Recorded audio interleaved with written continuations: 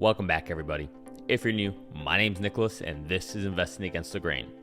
In today's episode, we're going to take a look to see whether or not Tesla is overvalued. Okay, we've seen this recent run up in almost every single EV brand out there. We saw what happened with Rivian. We've seen what happened with Lucid. Right, at this point, these companies are bigger than Ford and GM and Volkswagen. So we're going to discuss this today. And the way we're going to discuss it with regards to Tesla is by looking at my 2022 model and predictions for where Tesla will be as far as vehicle sales and what I anticipate the share price to be. Now, keep in mind, none of this is investment advice. It's just my opinion, just my models. These numbers get tweaked almost daily based on information I get, especially with things coming out of China, timelines for Giga Berlin, timelines for Giga Austin. So this is very fluid, but it's a good model and it's a good way to conceptualize where we could be and whether things are overvalued. Before we do that, however, we're going to take a look at the current status of Elon Musk and his current 10% shared disposal based on the Twitter poll. We'll see where that stands, when that might end, and clearly it hasn't had that much of effect on the stock, which shows the true resiliency of the stock. But that's it. I just want to dive right into it. Before we do that, though, do me a favor, hit the like button, hit the subscribe button, ring that bell, and let's take a look at these numbers. Okay, here's a little chart model that I put together just to track what Elon's currently selling. You've seen other people like David Lee and Rob Maurer. They have more elaborate models. I'm a KISS method kind of person. If you don't know what that is, it just means keep it simple, stupid. So that's the way I like to think. One of the most respectable engineers I used to work with underneath, he said that to me, and so I always follow the KISS method. Anyways, with that said, here we can see this black line I have going across this model. This is what's happened already. Everything in red is what I forecast just to try to model out when things could end. So let's start off by looking up here. Here we can see what he's exercised so far. So about 2.1 on the 8th, about another 2.1, another 2.1, 15th and 16th respectively. And here you can see a total summation, hence the sigma symbol over here, of about 6.3 million shares that have been exercised up to this point. If we look over here, we can see what he has sold so far up to this point. And here you can see there's a lot of 934,000. We see this consistently here. So what I decided to do is use that as our template to model this out in a very conservative fashion. But if we just look at the total aggregate of what's actually been sold so far, we're sitting at about 8.2 million shares so far. Now, Elon said that he was going to sell 10%. Now, what is 10%? Well, this can be looked at a few different ways. Do you include the options that he hasn't exercised yet? Do you account that? What about what hasn't vested? So, this can look at many different ways, but the soonest that he could be done based on this 10%, the lowest bar of entry for that 10% would be 17 million shares. And so that's what I'm basing this off of. And so here we can see a total was sold of 8.2, which means we have about 8.7 million shares left to go. And this comes out to about 48% of the way there.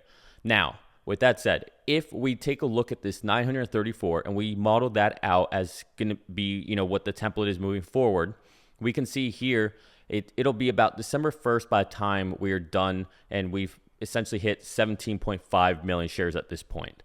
Now, here we can see there's obviously some things I take into account, right? Thanksgiving, stock market's closed that day. I don't think Black Friday is closed. I should have probably checked that before this. I'm 99% sure the stock market's not closed on that day. But if we go to exceed 17 million shares and we only stay at this 934 number and he sells every single day that he can, we'll be about December 1st when it's completed. So that's something to look out for. So essentially next week, maybe first week of December, we could be done with all of this. Which I think would be a huge, bullish signal for the stock market, especially seeing how resilient the stock is currently. All right, enough of that. Let's go ahead and talk about valuations. And before we go into my model for 2022 and what I forecast to see whether or not Tesla is overvalued at this point, it is $1 trillion in market cap. So, That's pretty big. But let's take a look at what the top 10, top 11 automakers currently stand at. Okay, here, this is just a simple market cap of all of the largest automakers right now based by market cap. Here, obviously, you can see Tesla. Let me go ahead and refresh this page just to get the most latest. Here, you can see Tesla's having an excellent day despite all of this massive selling by Elon. So Tesla sits at $1.1 trillion in market cap. Next up after them is Toyota, then Volkswagen. Here's BYD, who is, arguably going to be the number one electric vehicle maker in China. They also have an ICE division.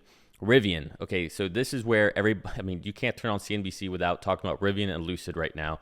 And of course, you talk about those, they throw in Tesla always. Now, Rivian is valued at a larger market cap than General Motors and Ford at this point, okay, and actually almost larger than both of them combined. I mean, this is wild, crazy times. Here, Daimler. For those of you who don't know, Daimler is Mercedes. Here we can see then General Motors, and here's Lucid. Lucid is above Ford. Lucid, I think, briefly surpassed General Motors today during the pre-market, so that was pretty interesting. But this is the state where we are now. Why is all this happening?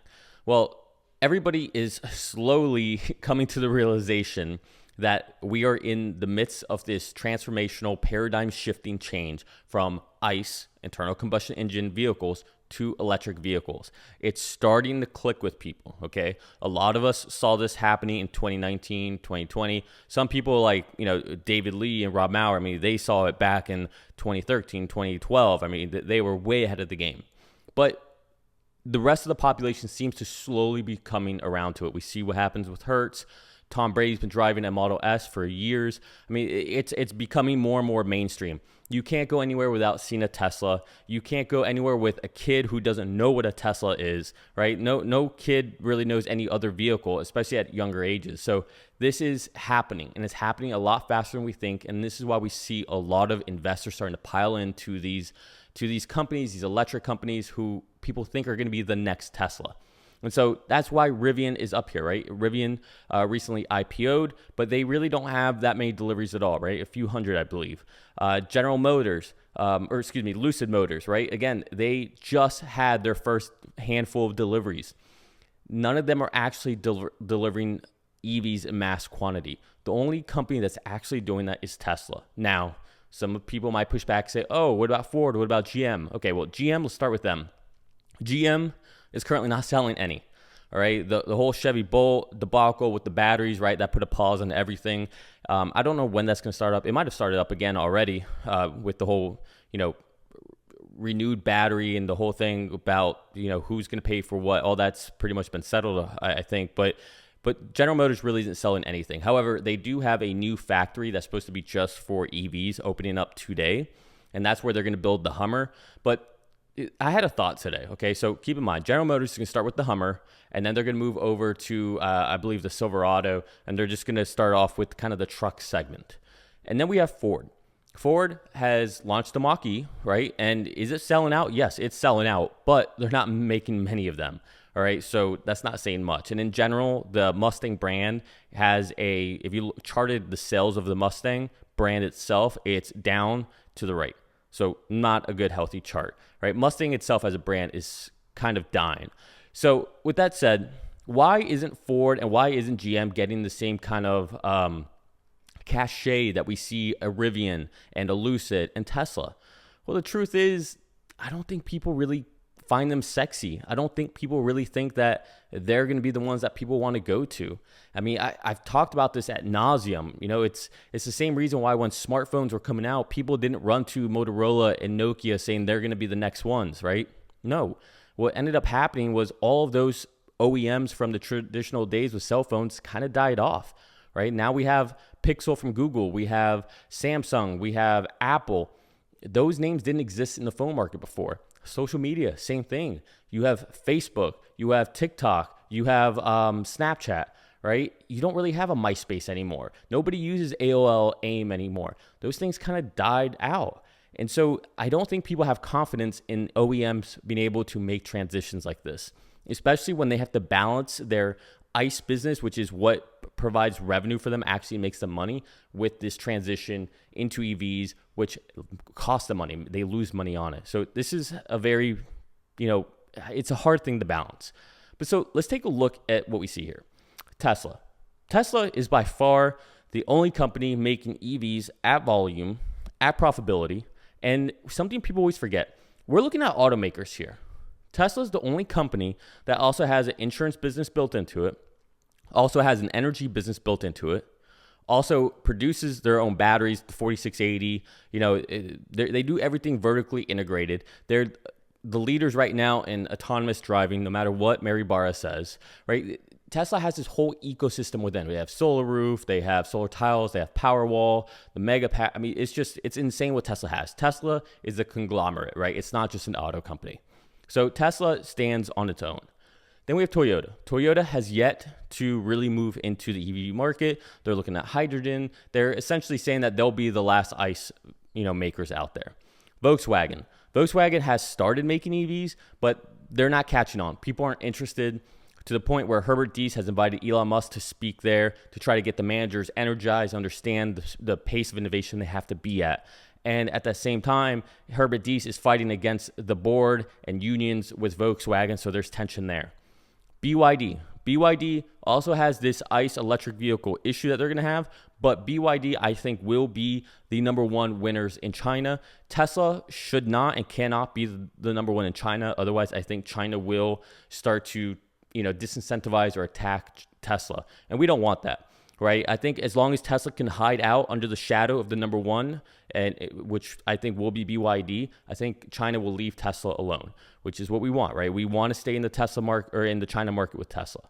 Rivian, great IPO, great story.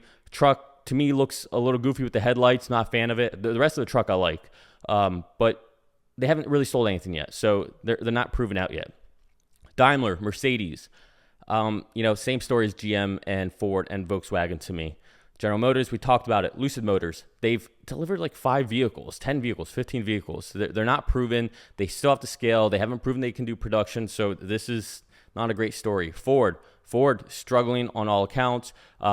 Jim Farley, CEO of Ford, just finally admitted that Tesla is the best. Tesla is the leader. Tesla does the most with the least. They build the fastest vehicles. They are the most efficient. I mean, just essentially, Jim Farley has become a fanboy for Tesla. I don't know if he's looking for a new job or something, but he's finally acknowledging that Tesla is their main competition, everyone's main competition. They have to look to learn from Tesla. So Ford, not looking too great there either.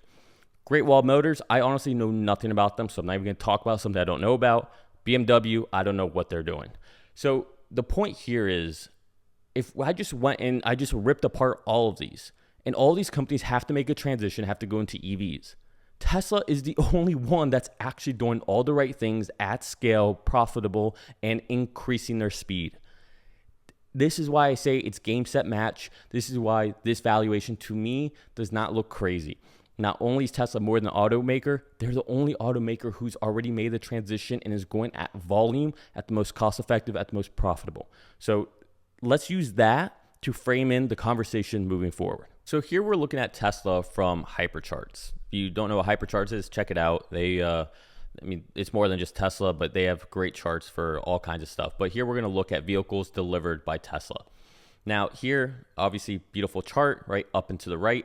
And what I want to stress is that what we're looking at here is purely 2 factories. We have Fremont, which was a factory that Tesla modified for their own purposes. We have Shanghai, which is their first ever purpose-built factory, or their first gigafactory that Tesla made for Tesla. Okay, so lots of learning would come from that, but what we see here is purely that, just purely from Tesla, Shanghai, and Fremont. And so what we can see is, based off of Q3, we can see up here that we're almost at a 250,000 run rate per quarter. Okay, so we can effectively extrapolate this out to think of 1 million vehicles a year just based on those 2 factories. So I want to show this to stress, the model I'm going to show in a second here. But keep in mind, recently, for the China October numbers show that China, Giga Shanghai, is now actually at a run rate of over 800,000 vehicles a year. That's the current run rate based off of October numbers, which tells us that Shanghai is still ramping up. Okay, Shanghai is ramping up quickly, and I think we're just going to see more and more coming out of there. I honestly think that we're just scratching the surface when it comes to China. But keep this in mind, up and to the right, this is only 2 factories, and obviously it's growing very quickly here. So with that said, let's jump into my model. Okay, so here we can see a whole bunch of numbers that I have on the screen, but let's start off at the very bottom and to the right. Okay, so I want to focus over here. These are my projections for what I think we'll get for Tesla based on each model. So here you can see year-to-date sold, Model 3, Model Y, Model S, Model X, and I come out to about 1.6 million. Now, keep in mind, I truly believe everything I'm going to model here is extremely conservative. Why do I say that? Well, again, we're talking about 1.6 million. Here's what I'm forecasting. Giga Shanghai is now at about a 800,000 vehicle run rate. Okay, 800,000 vehicle run rate.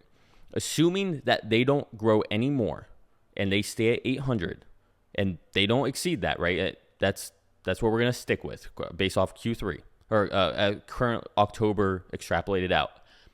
800,000. And we assume that Fremont, they have the capacity to do about 600,000 vehicles a year. Let's say they only do 500,000, right? I mean, you can even say 400,000. That means that between Shanghai and Fremont, that we can get to about 1.2 to 1.4, right? Million vehicles. That's the range. If we're talking about 1.2 to 1.4, that means that if we subtract that from this 1.6, that means that we expect Giga Austin and Giga Berlin combined to only do anywhere between 200,000 and 500,000 vehicles combined. I think that's extremely conservative. So when we look at these numbers, understand that. My whole intention is to go from the most conservative position here that I can without just being ridiculous, right? Because I could easily put this at 1 million. It's like, okay, well, we're almost going to do that this year. And Tesla has consistently been growing at a faster than 50% rate year over year. And they have these 2 massive factories opening up. So I think this is a rational, conservative approach. Okay, 1.6 million. Let's come back up here. So I've distributed this out here. Again, 35,000 Model X, 70,000 Model S. This is 100,000 vehicles. This 105,000 vehicles. This is, again, conservative. Tesla's done 100,000 vehicles before for S and X. What I went ahead and did was I took the average selling price for all of these, and this actually isn't the average selling price. This, again, is the most conservative possible price. I went to the Tesla website, and what I did was I went ahead and I made my own vehicle, and I went with the cheapest possible option for each one of these versions. And that's what I have here for the average selling price. As we all know, this isn't the case. People upgrade the rims. They choose different paint colors. People add FSD, right? On and on and on. So these numbers are very conservative. This is as low as they can possibly be. I also went here with a 28% margin. Okay, so the reason I did this is because this is what Tesla just hit in Q3. So I went off the 28. I didn't go off the 30% that we saw, right? So I'm with the credits and all that. So I'm trying to keep this like fairly conservative. I think 28% is conservative. I think it's going to be higher than that. But these are the parameters we're working within. And so Cybertruck, I'm assuming 0 for 2022. Semi, I'm assuming 0. Roadster, the Model 2, the compact, $25,000 vehicle, whatever you want to call it. I don't think we'll see any of those, although I do think it'll be announced in 2022. I'm very confident in that. But what we come out to is a massive, massive number here. All right, 22 billion, almost 23 billion is what we see here. So Tesla Energy. Now, Tesla Energy, again, it hasn't been very meaningful. And so I didn't want to put too much weight into it either. And so I actually have this, I believe, lower than what it's actually been doing as far as year over year. Anyway, so with the Mega Pack, I'm assuming only 2,000 units. I believe they sold 1,000 units in the last 12 months. I think they did 3 gigawatt hours, which would be 3,000 megawatt hours, which would come out to 1,000 units, assuming 3 megawatt hours per Megapack. Keep me honest on my math. Just did all that in my head. Probably all wrong. Anyways, so I'm assuming 100% growth in the Megapack, and I think that's reasonable, especially with what they're doing now and how that's ramping up. It's not that they just had a 70% year over year. So now, for those of you who think I'm going crazy, they're building the 40 gigawatt hour mega pack plant right now, right? That's going on. So they just did 3 gigawatt hours, and they're building a 40 gigawatt hour plant. Like, this is massive, massive, massive, massive. Powerwall, I'm assuming 40,000. How do I get to that number? Again, I'm trying to go very conservative here. I'm assuming only 10,000 solar roof, 10,000 solar panels, 2 power walls per household. That's how I get the 40,000. Okay, so not rocket science here. Again, I'm not expecting much out of this. So we can see here, under $1 billion, almost, a little over $500,000, or half of $1 billion. All right, so if we look at the total gross profit, we can see what it comes out to here. As far as expenses, I just assume 25% for expensive. Again, I think this is also fairly conservative. I think this is higher. Tesla is a very efficient company. They tend to, waste the least amount when it comes to their spending, which comes out to the net profit here of $17.5 billion. Okay. Now, this is where things can become questionable depending on how you see things. Now, what PE do we apply to this? Well, the PE I applied to it was I looked at what the current trailing 12 months is for Tesla, and I believe it's around 330, maybe 340 right about now. And what I assume is I'm going to cut that in half. For 1 year out, I'm going to cut it in half. Right? To me, that's beyond conservative. And so if I cut that in half, I'm going to assume 150, right? It's even less than half, actually. And so I assumed a PE of 150. You can see it right there. At a PE of 150, that comes out to a share price of $2,662. All right, in other words, a $2.6 trillion market cap, more or less. This is massive. And right now we're sitting at about 1.1 trillion. And so with us knowing, right, the stock market should be forward looking. The stock market is always forward looking. And we're sitting at 1.1 trillion right now with Tesla. We know these gigafactories are about to open up. We know the volume they can do because we've seen what Shanghai can do. And arguably these factories are going to be more efficient. They're going to be faster. There's going to be less costs with transportation for vehicles to destination. So we know we're going to get a lot of tailwinds going into 2022. And then, they're probably going to announce the new $25,000 vehicle. The 4680 battery is going to come in. That's going to cut the battery costs in half, which is the most expensive part of the vehicle for Tesla. So, I mean, there's just so many tailwinds coming in. And we're at 1.1 trillion. And with my most conservative math, at a PE of 150, which cuts in half from what it is today, less than half, we come out to 2,600. So is Tesla overvalued?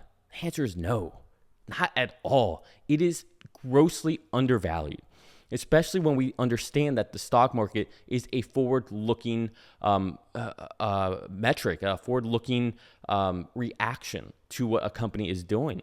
Okay, the stock market isn't a trailing indicator; it's a forward indicator.